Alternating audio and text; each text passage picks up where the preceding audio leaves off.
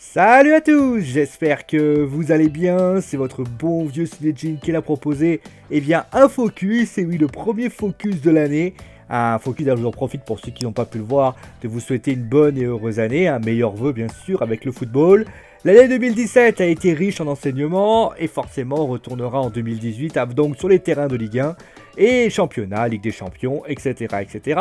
Et donc eh bien ce soir nous allons donc aller du côté du stade de la Beaujoire entre Nantes et le Paris Saint-Germain. Les Nantais, forcément de Claudio Ranieri, qui voulaient essayer de faire un coup, notamment à domicile. Est-ce qu'ils en sont parvenus? Et malheureusement non, puisqu'ils ont perdu. Et l'autre côté, eh bien, le Paris Saint-Germain voulait finir cette semaine avec une victoire après un bon match contre Rennes, un match difficile contre Amiens. Et on va dire que là, ça a été un petit peu des deux côtés. Mais bon, voilà, on décryptera tout ça. On fera bien sûr, comme toujours, les tops et les flops, avec les 3 meilleurs joueurs de ce match, avec bien sûr les 3 joueurs qui ont été le moins bons de cette prestation. Et forcément, après, on fera bien sûr un bilan de la journée. On parlera bien sûr du reste. Et bien sûr, on se retrouvera on vous dira au revoir. Et on vous dira bonne journée, gros bisous et ciao, etc. etc. Bon, allez, arrêtons de bavarder. On va passer bien sûr à la prestation globale. On va commencer directement avec la première affaire qui a commandé. Parce que je pense que vous voulez tous en parler en priorité. C'est l'affaire Chaperon. Alors, c'est plutôt l'arbitrage qu'on va parler d'abord. Parce que c'est vrai que l'arbitrage de ce match a été, comme qui dirait, un peu étrange. On va pas se mentir. Tony Chaperon n'est pas du premier fait. On sait que Tony Chaperon a tendance à faire de belles erreurs d'arbitrage. Alors attention, parce que je vois souvent venir des personnes dire il est pro-parisien. Il a déjà fait des erreurs vis-à-vis du PSG il y a fort longtemps. Il le continue. Voilà, il a fait une erreur du côté du FC Nantes. Après, la grosse erreur qu'il fait, et je pense d'ailleurs il y a un épilogue, on va en parler après, c'est, j'ai l'impression qu'il a complètement pété un câble. C'est quand il y a Diego Carlos, et bien on va rappeler la scène, donc Diego Carlos revient donc parce qu'il y a un contre, et Diego Carlos veut revenir le plus vite possible. Il se passe que il bouscule involontairement Tony Chaperon qui était juste devant. Tony Chaperon, voyant ça, lui fait un tacle, ce qui est quand même assez unique, car un arbitre qui se fait justice lui-même, ce qu'on n'apprend pas en maternelle, en primaire, mais ça on le fait. Et à ce moment-là, il sort le carton jaune parce qu'il avait pris un jaune avant, il prend le rouge dans une décision. Alors, on va dire clairement, voilà, on va continuer, donc voilà l'histoire. Juste avant, donc à peu près juste avant, il y a un hors-jeu qui est sifflé, qui n'est pas sifflé. Alors celui-là, à la limite, je peux comprendre qu'il se soit trompé. Parce que c'est vrai que il y avait beaucoup de choses autour. Peut-être qu'il a pas, il a peut-être pas réussi, il a peut-être manqué de discernement, il a fait confiance à son arbitre de touche, ce qui peut expliquer. Par contre, attention, là quand même, le carton rouge, il est gros, il est trop gros. Moi, je veux bien on fasse des erreurs d'arbitrage, de positionnement, mais là, c'est typiquement la même chose quand Thiago Silva met les mains sur un arbitre, alors parce que l'arbitre vient vers lui. Là, c'est ridicule. C'est comme si on avait envie de se faire justice. Après, les Nantais doivent apprendre aussi à ouvrir leur gueule. C'est ça que je veux dire. Je veux dire, voilà, j'ai vu des posts de Papy.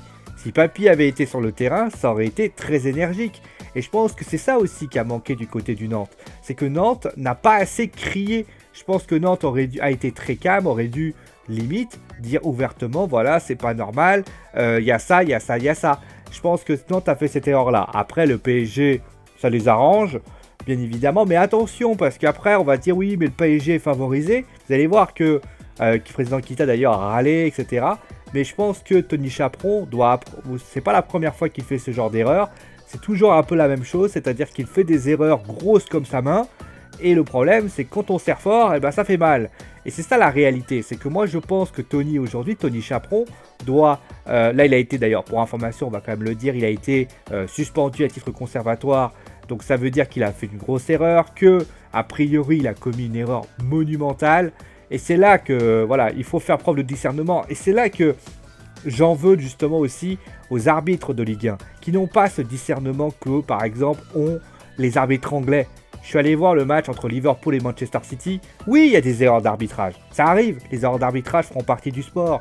Et on peut le voir notamment par exemple avec la Goal Line Technology. Après il y a aussi, voilà, on va le dire aussi, c'est un peu la succession aussi de toutes les erreurs. Avec la Goal Line Technology qui n'a pas fonctionné, avec... et là notamment les arbitres, moi il y a un truc qui m'a vachement choqué avec Tony Chaperon, c'est que le mec, il tacle lui-même. Il aurait très bien pu, voilà, arrêter l'action, siffler, car voilà, il n'y a pas de discernement. Quand vous allez en Angleterre, c'est ce qui se passe. En Angleterre, l'arbitre arrive devant le joueur, dit voilà, c'est terminé. Même au rugby, ça se passe comme ça. Il n'y a pas de discussion de 3 heures qui dit oui, est-ce qu'il faut faire comme ci, est-ce qu'il faut faire comme ça. Ça me gêne et honnêtement, je pense que l'arbitrage français a encore une fois été mis à mal. Et vous savez, c'était un match du PSG. Ça veut dire qu'il y avait des télés de tous les bords qui venaient. Et là, encore une fois, on n'a pas été grandi dans cette histoire. Et ça, je peux vous le dire. Enfin bon, après, Tony Chaperon, ça reste un cas isolé. Bien évidemment, il y a des erreurs d'arbitrage partout dans le monde.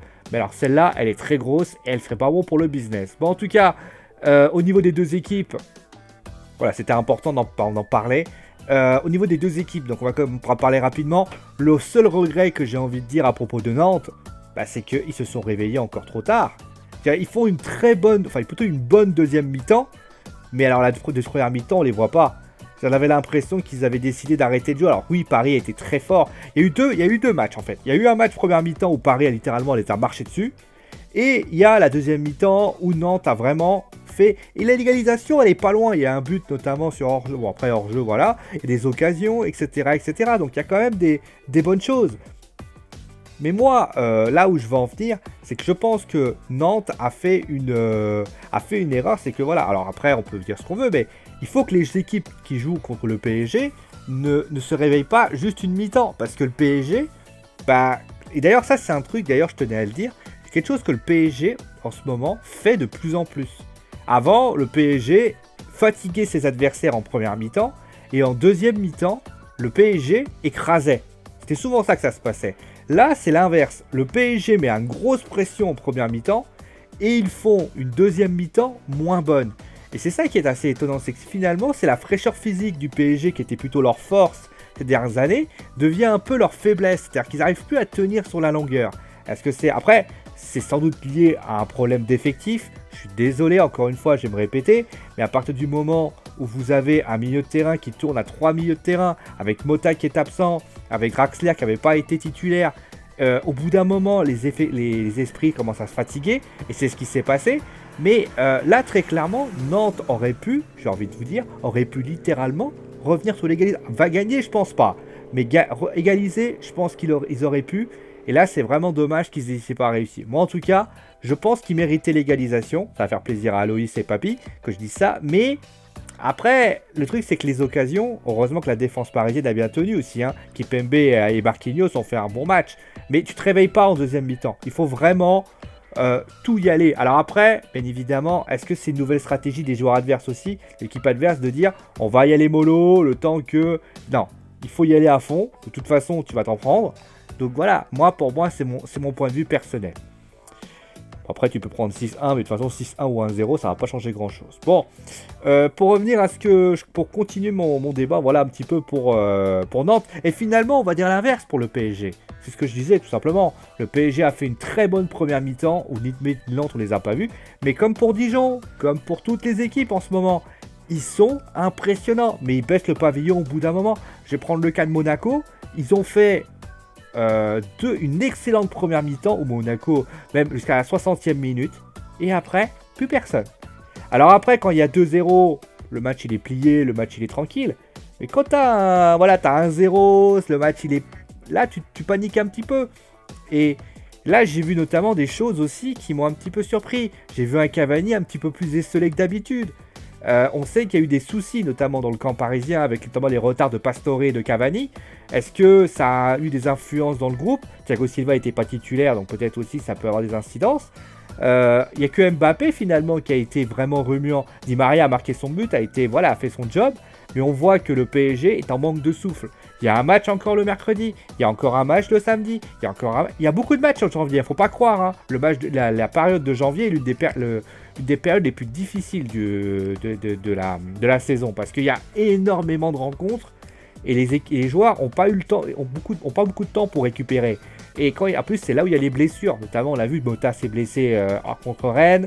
Neymar avait une douleur aux côtes. On commence un petit peu à voir, et attention, parce que là, la préparation va avoir lieu au Real Madrid. Et Rice, qui disait dans un concept YouTube, un autre youtubeur que j'aime beaucoup, disait que le Real va peut-être se faire manger par le PSG. Je suis pas aussi convaincu. Le PSG, leur effectif est très limité, chose que l'année dernière, il n'y avait pas. Et ça, c'est très différent. Et là, on se demande si pas un Matuidi n'aurait pas rendu service. Bon, en tout cas, voilà un petit peu ce qu'on peut dire. Voilà, Paris doit un petit peu plus être régulière dans le match. De l'autre côté, bah, Nantes aurait dû être plus fort en première mi-temps.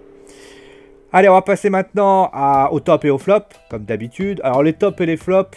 Le top numéro 3, bah, j'ai envie de le garder. Alors, le nom, j'arrête pas de le garder, j'arrête pas de le lire. C'est Tatarusanu, que j'ai trouvé très bon, honnêtement. J'ai trouvé très très bien. Le mec a été remuant, il a longtemps fait des beaux arrêts pour empêcher voilà, qu'il y ait du 1-2 ou 3-0, ce qui est quand même pas mal. Donc voilà, le flop numéro 3, j'ai envie de mettre un Nantais. Alors j'aurais pu mettre Dubois, j'aurais pu mettre aussi Abdoulaye Touré qui était pas mal aussi. Ngom qui a fait une bonne rentrée aussi, il faut quand même le dire. Et puis après, pour la deuxième, j'ai envie de mettre Marquinhos, parce que quand ça a chauffé, heureusement que Marquinhos était là. Heureusement qu'il... voilà, peut-être pour... je vais mettre le 2, voilà. Parce que franchement, moi je l'ai trouvé présent, je l'ai trouvé concentré. Là, on disait souvent qu'il était limite. Kipembe n'a pas été mauvais non plus. Hein. Alors attention, par contre, dans les flops, on va quand même parler de Kurzawa, on va quand même en parler après. Mais voilà, lui, Marquinhos, c'est vraiment un des gros piliers de l'équipe. Et ça, il faut quand même le dire. Et enfin, le numéro 1, bah, je vais mettre le buteur parce qu'on en parle beaucoup. Et finalement, bah, il démontre encore une fois qu'il est utile, c'est Di Maria, que j'ai trouvé très intéressant dans ce match. Beaucoup de qualité technique, sur un côté qui n'était peut-être pas le côté qu'il préférait, le but.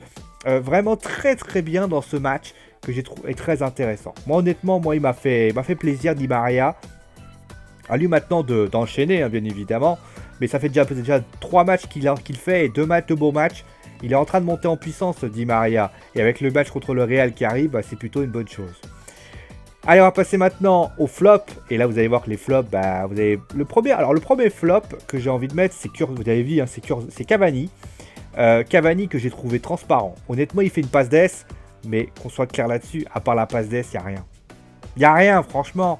Alors après, il revient, il n'est pas totalement préparé. Et là, ça a des signes. Voilà, le mec, il n'est pas préparé, il revient pas comme il faut. Et résultat, bah, Cavani, bah, il n'est pas aussi tranchant qu'il était en 2017. Et là, ça peut avoir des incidences. Parce que là, ça peut avoir des problèmes. Il faut que voilà, voilà, au moment donné, le groupe peut dire, ouais, mais attends. Et aussi, Unai Emery peut très bien dire aussi, ça serait justifié. On a un Di Maria qui pousse, mettre Mbappé dans l'axe, mettre Di Maria à droite et mettre Neymar à gauche. Hein. Ça serait étonnant parce que Cavani est quand même le buteur du PSG. Mais il y a des fautes graves quand même. Et là, tu vois que bah, le PSG manque un peu. Et là, Cavani n'est pas à 100%, ça se voit. Il a couru un peu dans le vide. Il n'a pas vraiment été... moi, je ne l'ai pas trouvé si tranchant que ça. Alors après, il est combatif. Mais voilà, il a tiré une fois au but. Une fois au but, c'est trop peu. C'est trop peu pour espérer être un buteur. Deuxième, j'ai envie de mettre Kurzawa, parce qu'à un moment donné, je me suis dit, mais tous les problèmes, c'était de son côté. Le ballon perdu, c'est que ça la récupère, c'est Kurzawa. Au bout d'un moment, moi je suis désolé, on peut dire ce qu'on veut sur Berčić, mais moi je pense que Kurzawa, il y a un vrai problème. C'est... il y a des problèmes de concentration, des problèmes de placement, des problèmes de retour. Kurzawa, c'est vraiment un problème. Numéro 2, parce que... c'est vraiment problématique de voir un monsieur, voilà, un gamin comme ça, qui vraiment n'est pas à la hauteur pour ce match. Voilà. Moi, honnêtement, le côté gauche était le problème. Le côté droit, il n'y avait pas trop de problèmes. Le côté de gauche, il y avait vraiment des problèmes. Et par contre, contre le Real, ça part. Hein. Il faudra vraiment que Kurzawa hausse son niveau, parce que là, c'était un beau mot ridicule. Et donc, on va terminer, bien sûr, avec le flop 1. Mais bon, même pas une surprise. C'est Monsieur Chaperon, hein, forcément. Des erreurs. Alors, on va pas vous expliquer. Je vais pas vous expliquer pourquoi, parce que j'ai déjà fait un aparté dessus. Parce que, bien évidemment, ça a été... voilà, il a fait plein d'erreurs. Il a fait le style d'expulsion. Il est suspendu, d'ailleurs. C'est quand même assez gros. Donc, voilà. Tony Chaperon, qui a donc été dans le flop 1. C'est la première fois qu'un arbitre est flop 1 dans mon équipe. Comme quoi, à la limite, tout peut arriver. En tout cas, moi, voilà un petit peu ce qu'on pouvait dire sur ce match. Bien pour Nantes, bien pour le PSG, mauvais pour Tony Chaperon. En tout cas, on espère... Décidément. En tout cas, moi, je vous souhaite bien... Alors, je vais arrêter de parler parce que là, ma gorge commence un peu à s'assécher. En tout cas, moi, voilà un petit peu, c'était donc la fin de Focus. En tout cas, j'espère que l'émission vous a plu. Bien sûr, donnez vos retours, hein, si vous avez aimé, si vous êtes d'accord avec moi, si vous n'êtes pas d'accord avec moi, avec des commentaires constructifs. Merci. En tout cas, moi, je vous fais des gros bisous et je vous retrouve bien sûr très vite pour un tout nouveau épisode de Focus. Allez, ciao tout le monde! Décidément, je vais crever moi avant.